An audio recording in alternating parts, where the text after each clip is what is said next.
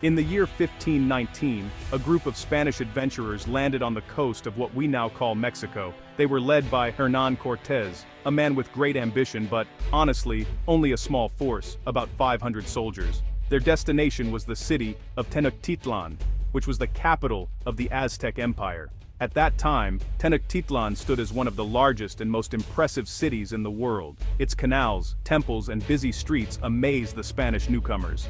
The Aztecs, or Mexica, ruled over millions through a system of tribute and alliances. Their power was visible everywhere, from magnificent temples to bustling markets.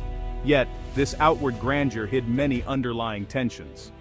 The empire was strong, but also fragile in ways not immediately obvious to outsiders. When Cortés and his force first saw Tenochtitlan, they were both awed and intimidated. The Spaniards could not have taken the city by force alone.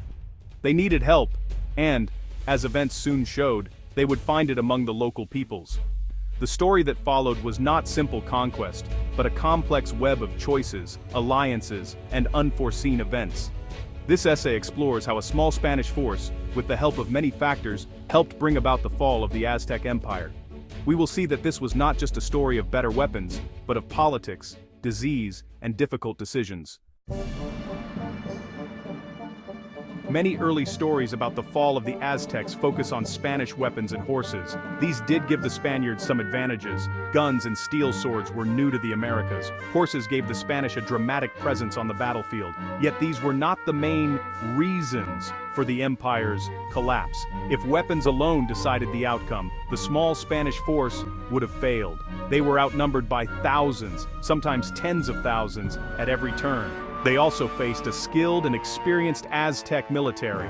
The Spaniards knew they needed more than just force to win. The real story lies in the decisions made by many people, both Spanish and indigenous. Local languages, beliefs, and rivalries played a huge role. Every step forward for the Spaniards relied on local knowledge and support. The Spanish did not conquer alone. They became part of a much bigger struggle among the peoples of Mesoamerica. Understanding the fall of the Aztec Empire means looking beyond swords and battles. It requires seeing the complexity of the society and the choices faced by its people. This approach helps us understand why events unfolded as they did. The Aztec Empire was powerful, but it was not a single united nation. Instead, it was a network of city-states, or altepetl, linked by tribute and alliances. The Mexica, who ruled from Tenochtitlan, demanded regular payments from hundreds of cities. These tributes included food, gold, cloth, and people for sacrifice. For many, the burden was heavy. Resentment toward the Aztecs simmered in many places. Some city-states had been conquered by force. Others felt their traditions and authority were threatened by Mexica rule. The empire often used fear to keep order, but fear can turn to anger and rebellion when the chance comes. When Cortés arrived, he found a world divided. Some indigenous leaders saw the Spaniards as possible allies against their Aztec overlords. Others hoped to use the newcomers to shift the balance of power in their favor. The result was a web of politics and intrigue that shaped every encounter. These internal divisions made the Aztec Empire vulnerable. The Spanish did not create these problems, but they learned to use them. Without widespread resentment among tributary peoples, the conquest would have been far more difficult. Hernán Cortés quickly realized he needed allies to survive and advance. Early in his journey, he met the Totonacs, who were eager to rebel against Aztec rule. Soon after, he encountered the Tlaxcalans, a powerful group fiercely independent from the Aztecs. At first, the Tlaxcalans fought the Spaniards, but after several battles, they chose to join forces. The alliance with the Tlaxcalans changed everything. They provided thousands of warriors, guides, and supplies. They shared knowledge of local politics, geography, and even languages. Without their help, the Spanish would likely have been destroyed or forced to retreat. Cortés made promises to his allies. He offered freedom from tribute and revenge against the Mexica. These promises helped him build a coalition of city-states opposed to Tenochtitlan. As the Spanish marched toward the Aztec capital, their ranks swelled with indigenous fighters. These alliances show that the fall of the Aztec Empire was not just a Spanish victory, but a joint effort. Many indigenous peoples played key roles, each making choices based on their own goals and hopes for the future. Moctezuma II, the emperor of the Aztecs, faced impossible choices. News of strange newcomers reached him quickly. He heard stories of their weapons, their animals, and the destruction they caused. Moctezuma sent gifts and messengers to greet the Spaniards, hoping to learn more and, well, keep them at a distance. Moctezuma's caution was understandable. He ruled over a vast and often uneasy empire. Open war could spark rebellion among subject cities, but in trying to avoid disaster, he may have hesitated too long. Some of his advisors saw the Spaniards as divine or magical. Others believed they were just men, but still dangerous. When Cortés finally entered Tenochtitlan, Moctezuma welcomed him with honor. The Spanish were treated as guests, even as tensions rose. Soon, however, the situation turned deadly. Moctezuma became a prisoner in his own palace, caught between pleasing the Spanish and keeping his own people calm. Moctezuma's choices reveal the difficult position of leaders in times of crisis. His fate reminds us that history is shaped by people forced to make decisions with limited knowledge and, honestly, many risks. One of the most devastating forces brought by the Spanish was invisible disease. Smallpox, in particular, swept through the Aztec world shortly after the Spaniards arrived. Indigenous peoples had no immunity to this new disease, and it spread quickly, killing thousands, including many leaders and warriors. The effect of disease was shocking and sudden. Entire families died within days. The social order broke down as survivors struggled to care for the sick and bury the dead. The Aztecs' ability to organize resistance was deeply weakened. Many city-states lost their leaders to illness, creating chaos and confusion.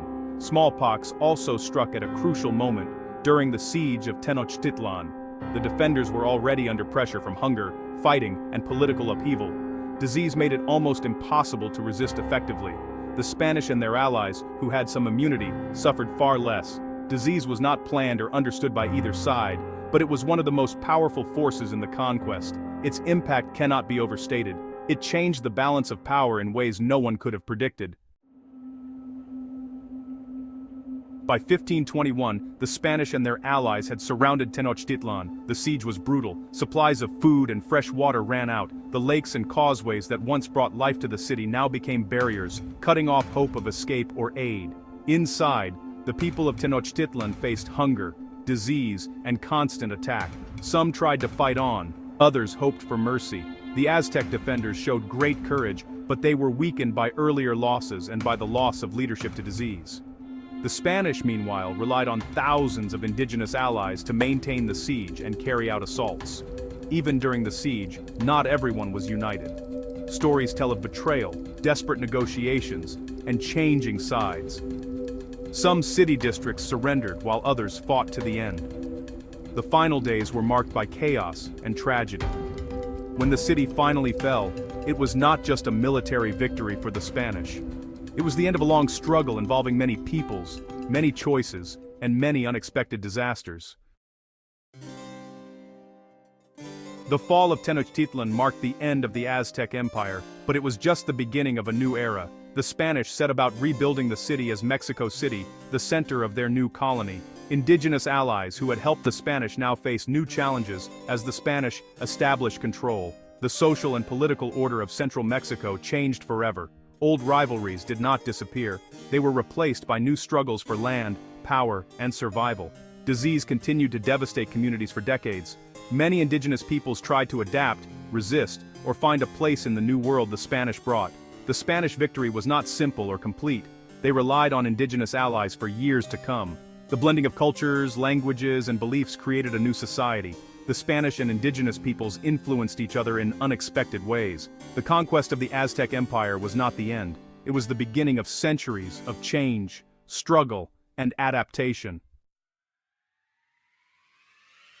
The fall of the Aztec Empire was not the result of Spanish weapons alone. It was a story shaped by many causes: political division, alliances, disease, and difficult choices. The Spanish were only a small part of a much larger drama involving millions of indigenous people. The decisions made by leaders like Cortés and Moctezuma mattered, but so did the actions of countless others: warriors, messengers, healers, and common people. Disease tipped the balance in ways no one foresaw. Old rivalries and hopes for change helped shape the outcome. Respecting the complexity of this history helps us see beyond myths of simple conquest. It reminds us that even great empires can fall for many reasons, and that history's made not just by battles, but by choices and chance. By understanding the many causes of the Aztec Empire's fall, we gain a deeper appreciation for the rich and complicated story of the Americas.